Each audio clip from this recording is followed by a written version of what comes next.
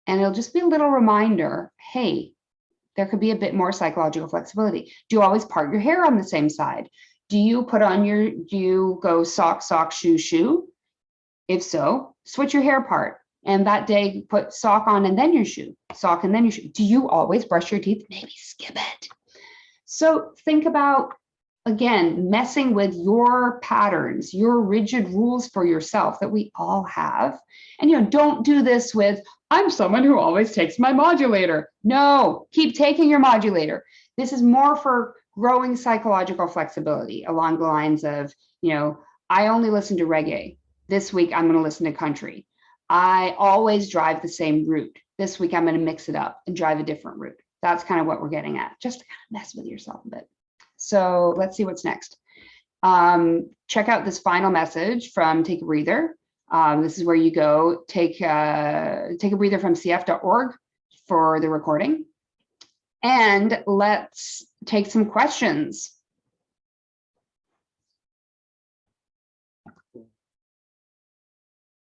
So I've got one in the chat, which is sorry, go ahead. Okay, yeah, so we're gonna take some questions now. Good. I don't know, can you see me or? Yep. Okay.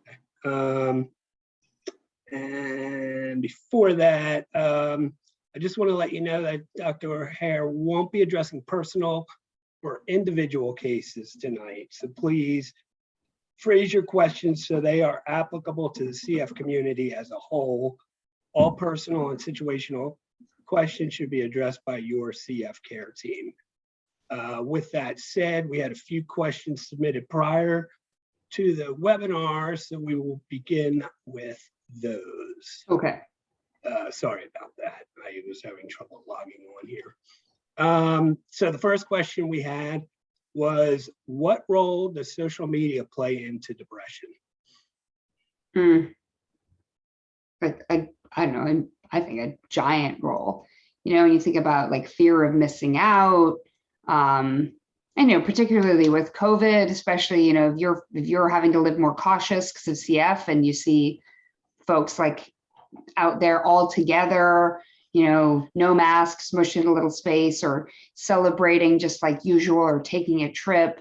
I think a lot about how social media gets us to sort of compare our insides to other people's outsides, so thinking like, I'm at home feeling depressed, and then look at how all of these other people are living their lives. So I think that social media kind of like takes a can of gasoline to depression and really lights it on fire. I think about when my daughter, who's now 11, was a baby. We lived in a tiny apartment in North Carolina. My husband was a student and I was working at Duke. And we had this sort of obligatory, at least that's what I thought then, 11 years ago, social media view of the baby's nursery. And, there are like fun stuffed animals, blah, blah, blah. But then I also challenged myself to post the other side of the room, which was my husband's office, which was where we stored like boxes that we didn't have space for, which is where like there was overflowing paper. And it was just a kind of hot mess express. And I like this idea of like showing both sides, but that doesn't usually happen on social media. We only see the sort of glossy side. And I think that can really exacerbate feelings of loneliness and of depression. Okay. Next question. How do you prepare your mental health going into transplant? Yeah, that's a huge one. I don't know if there's any way to fully prepare for every possible outcome with transplant, right? So I think that some of it is kind of like a wholehearted radical acceptance that with transplant, there's always going to be something that you didn't prepare for.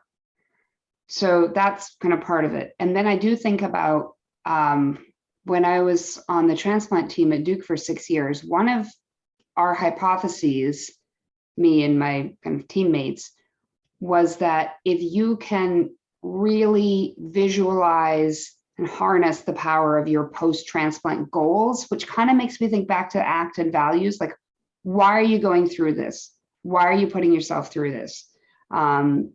If you can think about that well ahead of time and do whatever you can to kind of grow contact with those goals. So for example, a lot of folks that I worked with would say, I'm going through transplant to have more time with my kids.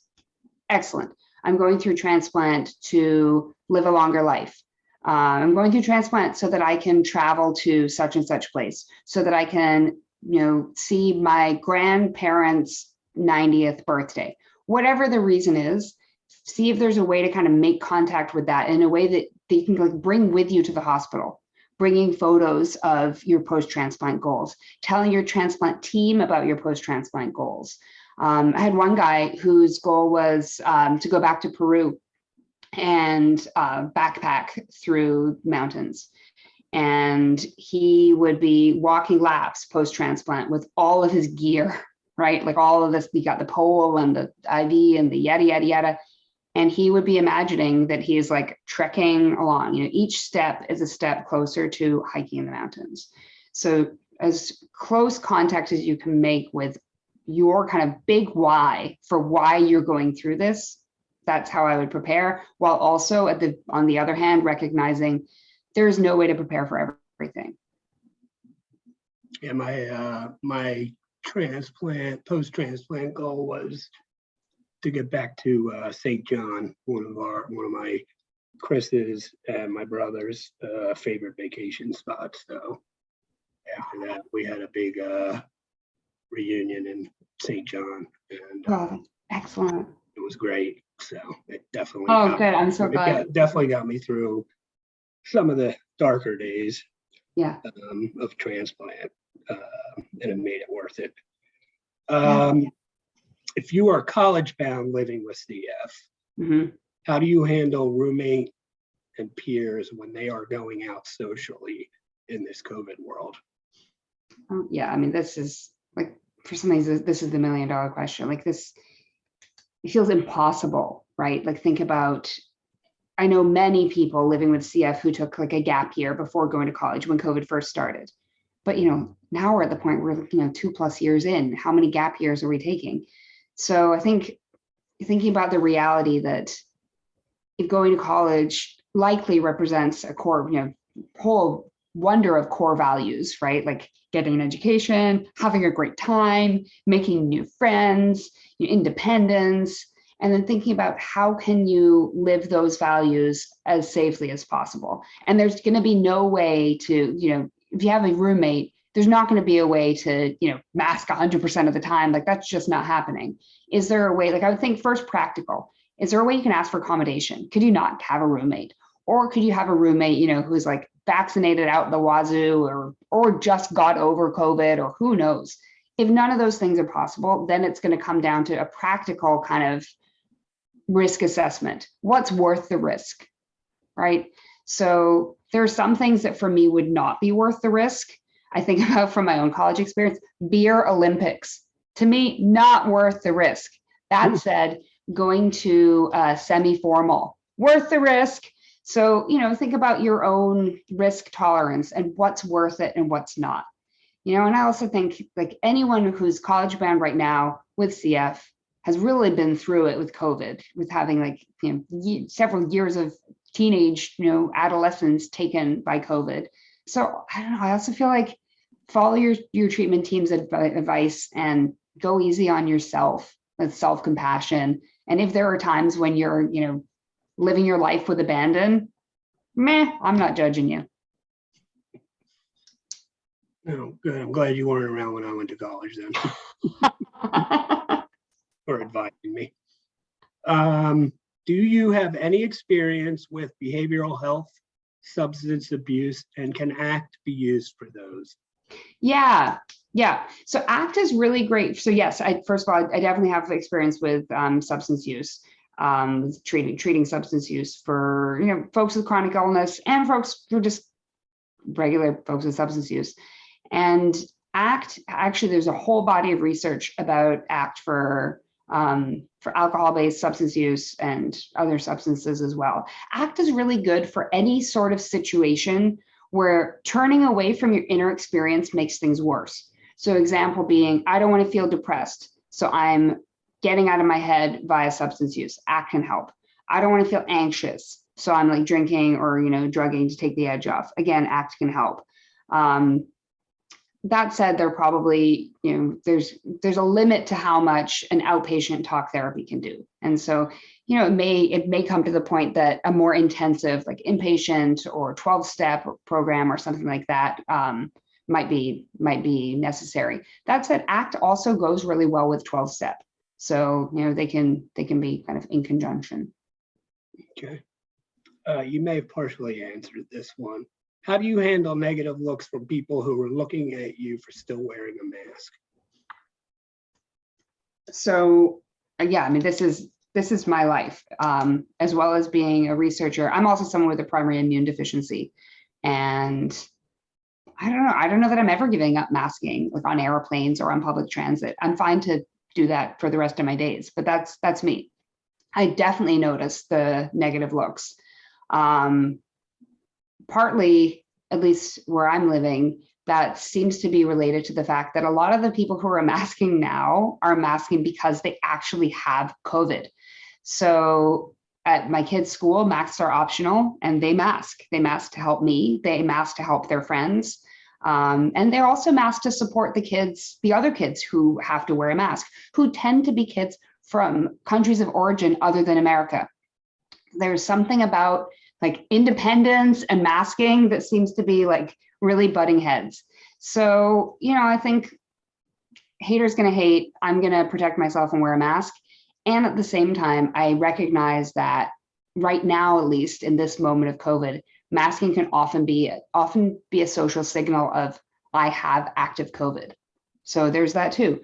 Just the other day, just on Sunday, I was at my daughter's softball game and we were masked. Yes, we were outdoors, but it was kind of a crowd. So we were wearing our masks and I look over and there's another guy in a mask. I was like, oh yeah, solidarity. And then I hear him talking to his friends and he's like, yeah, I'm wearing a mask because I'm on day 3 of COVID.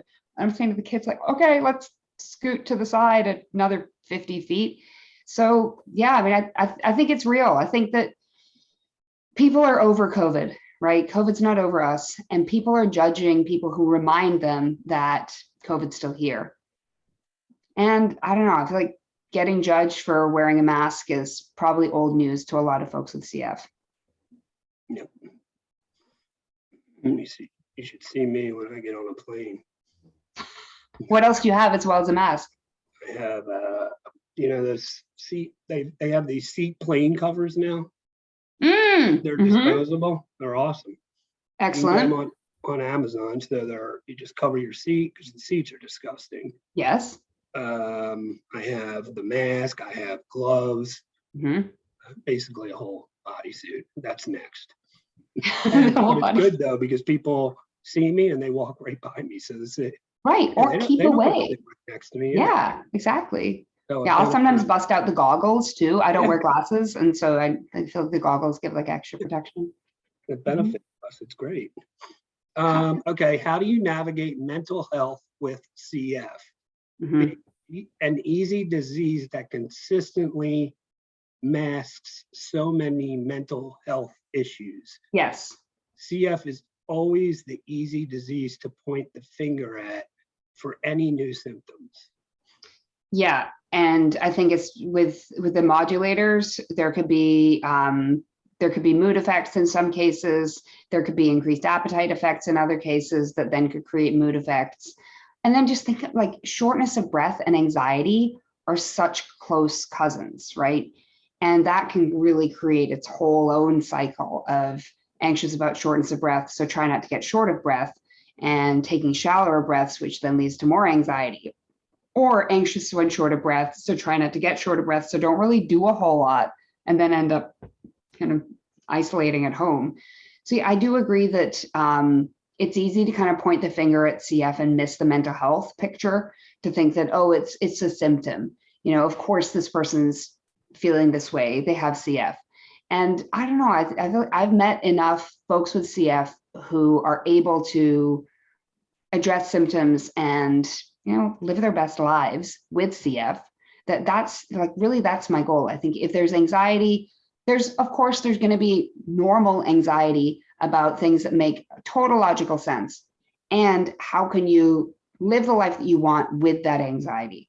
So I would suggest, like, instead of even trying to tease apart what's CF and what's anxiety, taking the kind of longer range view of how do I live the way I want to live?